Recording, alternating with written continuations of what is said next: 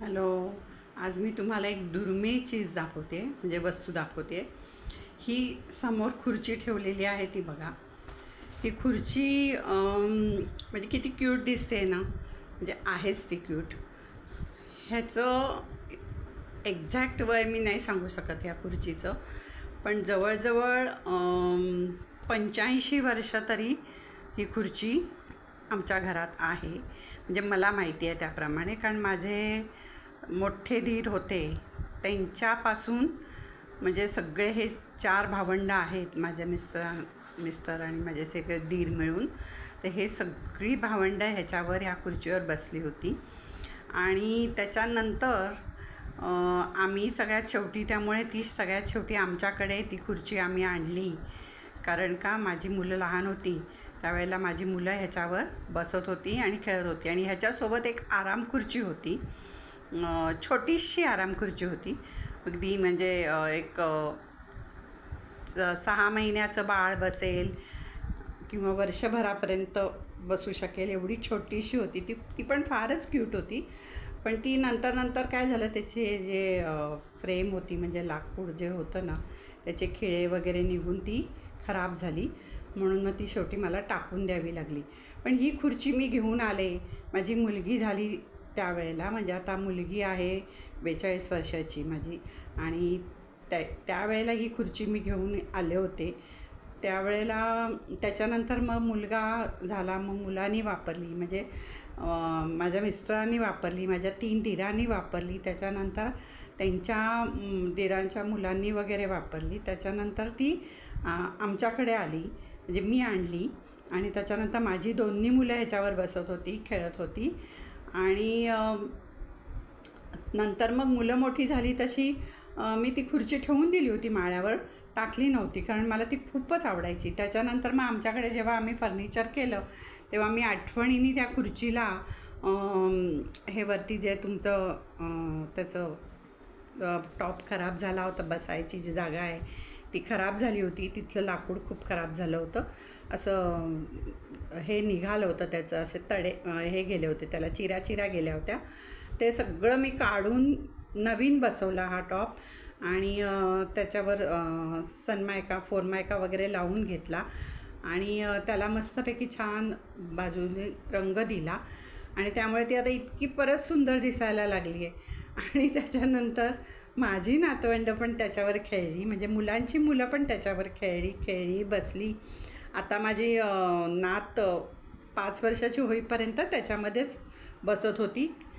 आता ही खुर्ची, आता ती टाकायची नाही. माझी मुलं म्हणतात की अगं आता काय झालं सगळं, आता ह्याच्या पुढे कोण खेळणार आहे, आता मुलांची म्हणजे तुझ्या नातवंडांची मुलं होईपर्यंत अजून खूप वेळ आहे, तर ती कोणाला तरी देऊन टाक तू, किंवा काही असं ज्यांना उपयोगी आहे त्यांना देऊन टाक. पण आम्हाला दोघांनाही वाटतं की ही एक आठवण आहे आणि ही जुनी वस्तू आहे आपल्या, म्हणजे आईवडिलांची वगैरे सगळं, म्हणजे त्या आठवणी आहेत त्यांच्या, म्हणजे माझ्या मिस्टरांच्या आठवणी आहेत ह्याच्यामध्ये. ते भाऊ वगैरे, किंवा एक खुर्ची होती, मग त्यावेळेला भांडणं पण होत असतील त्यांची की मी बसणार म्हणून. तर अशी ही खुर्ची आहे. आणि आम्हाला असं वाटतं की ती कोणाला द्यायची म्हणजे आम्हाला नको वाटतं, कारण ती एक छान आठवण आहे. आणि ती खुर्चीसुद्धा अजून छान आहे. तर मग असं वाटतं कशाला कोणाला द्यायची. तर मी ही घरात ठेवलेली आहे. आणि मी हॉलमध्येच ठेवते. म्हणजे आता कधी कधी माझा मुलगा म्हणतो अगं हॉलमध्ये फर्निचरला ही खुर्ची काय मॅच होत नाही किंवा असं नाही. मी मॅच बीच काय बघत नाही, म्हणजे काय ते शो वगैरे बघत नाही. पण ही एका कोपऱ्यात मी मस्तपैकी खुर्ची ठेवते आणि त्याच्यावर माझ्या नातीच्या बावल्या किंवा तिची एक मोठी बावली आहे, टेडी आहे, ते सगळं ह्याच्यावर ठेवते. त्यामुळे अजून छान दिसतं. आणि अशी ही एकदम म्हणजे आमच्या हृदयाला भिडणारी ही खुर्ची आहे. आणि मला तुम्हाला ही दाखवावीशी का वाटली, खरंच ती किती छान आहे बघा. त्यावेळेचं म्हणजे आता जवळजवळ 80-85 वर्षापूर्वीची, काय कोणी करून घेतली का रेडीमेड विकत घेतली काही माहीत नाही आहे यातलं. पण ती खुर्ची आज माझ्याकडे आहे आणि मी एक छान आठवण म्हणून ती ठेवली आहे. जिथपर्यंत आम्ही दोघं आहोत तिथपर्यंत ही खुर्ची आम्ही जपून ठेवणार आहे, ह्याच्या आठवणी जपून ठेवणार आहे. कारण म्हणजे माझे मिस्टर, त्यांचे सगळे भाऊ, माझी मुलं, आणि मुलांची मुलं ही याच्यावर बसलेली आहेत, खेळलेली आहेत. त्यामुळे ही एक छान आठवण आहे आमच्यासाठी आणि ही आम्ही जपून ठेवणार आहोत. तसंच आज मला तुम्हाला ना एक दाखवायचं की म्हणजे बाहेर आम्हाला जायचं होतं सकाळी, तर मी विचार केला की कशाला बाहेरचं खायचं, उन्हाळ्यात बाहेरचं खायला नको वाटतं. म्हणून मी बटाट्याचे पराठे केले. बटाट्याचे पराठे तर सगळ्यांना माहिती आहे, म्हणजे घरोघरी लहान मुलं असली नसली, कोणी मोठी असली तरी बटाट्याचे पराठे हे सगळेच जण खातात, म्हणजे करतात. त्यामुळे मी त्याची काही रेसिपी दिली नाही. पण त्याच्याबरोबर मी मँगो लस्सी केली होती आज. म्हणजे बटाट्याचे पराठे आणि त्याच्याबरोबर मँगो लस्सी.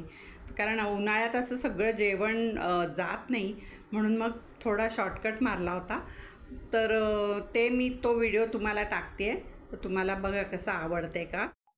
नमस्कार, मी अमरज्योती खेडकर. सुप्रभात. आज मी तुम्हाला मँगो लस्सी करते आहे मी. तर ती कशी करते ते दाखवते. हे बघा, त्याच्यासाठी मी दही घेतले. ते दही बघा, इतकं सुंदर असं एकदम छान वडी पडेल असं दही आहे. तर ते दही घेतले मी आणि म्हणजे मी दूध गरम करून त्याच्या साईसकट म्हणजे ते ढवळून घेतलं आणि तसं मी त्याला विरजण लावलं. त्यामुळे असं चांगलं घट्ट दही तयार झालं आहे. आणि असं दही असलं की मलाईदार लस्सी पण छान लागते. म्हणजे त्याची साय जी आहे ती त्याच्यातच मी विरघळून घेतली आणि मग ते दही लावलं. त्यामुळे असं घट्ट एकदम वडीसारखं दही झालेलं आहे. हे बघा, तुम्हाला परत दाखवते. आता इथे दही बघा हे कसं झालं आहे आपलं. अगदी अशा कापीसारखं वडी पडेल असं दही झालेलं आहे. तर हे मी दही घेतले. साधारण एवढं एक पेलाभर दही होतं, किंवा हे हा जो माझं दह्याचं हे भांडं आहे तेवढं दही आहे. त्याच्यासाठी मी एक आंबा घेतला आहे आणि ह्याच्यात मी थोडीशी 2-3 चमचे साखर टाकली आहे. कारण थोडंसं दही जास्त माझं आंबट नाही आहे, पण थोडी साखर टाकली आहे चवीला. आणि तुम्हाला पाहिजे असेल तर ह्याच्यामध्ये तुम्ही वेलची पावडर वगैरे टाकू शकता. आता मी हे हँड मिक्सीनी करणार आहे, कारण मी मिक्सरमध्ये घालणार नाही. कारण मिक्सरमध्ये घातलं की सगळं मिक्सरलाच जास्त लागतं. ते माझ्याकडे हँड मिक्सी आहे, ते फिरवून मी आता ही लस्सी बनवणार आहे. मी तुम्हाला तयार करून दाखवते कशी होते ती. हे बघा, आता हे हँड मिक्सीमध्ये मी दही छान त्याची लस्सी करून घेतली आहे. लस्सी म्हणजे फिरवून घेतले आहे. त्यामुळे हे असं छान तयार झालं आहे. ह्याच्यात पाणी घालायचं नाही. आणि हा आंब्याला पण हँड मिक्सीने फिरवून त्याचा असा आमरस तयार करून घेतला आहे. आता हा मी लस्सी म्हणजे दह्यामध्ये हा आमरस टाकणार आहे. आणि आंबा घेताना ना नेहमी हापूसचा घ्या, म्हणजे त्याचा रस असा दाट होतो. तर ती लस्सी ना अशी पातळ पातळ पचकट होईल. त्यामुळे आंबा असा हापूसचा घ्या, म्हणजे ह्याचा रस बघा किती दाट होतो. आणि जर तुम्ही म्हणजे रसाचे आंबे वगैरे असतात पायरी, ते जर घेतलं ना तर मग त्याला खूप आतमध्ये पाणी असतं. त्यामुळे त्याचा रस असा पातळ होतो. आता आपण दोन्ही मिक्स करूया आणि बघूया कसं होतं आहे. हे बघा, मी परत आंबा आणि ते दही होतं घुसळलेलं, ते दोन्ही मिक्स केलं आणि परत हँड मिक्सीनी छान मी ब्लेंड करून घेतले आहे.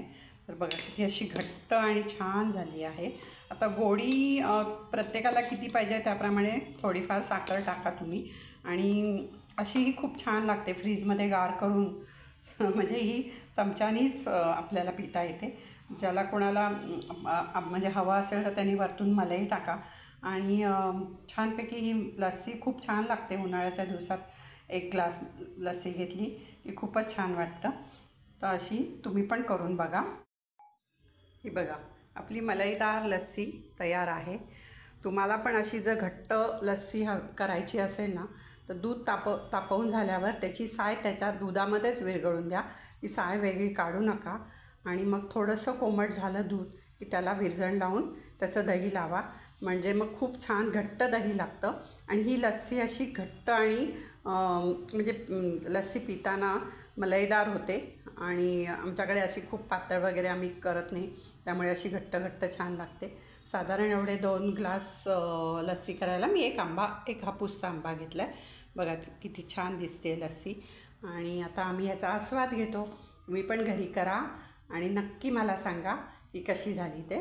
धन्यवाद.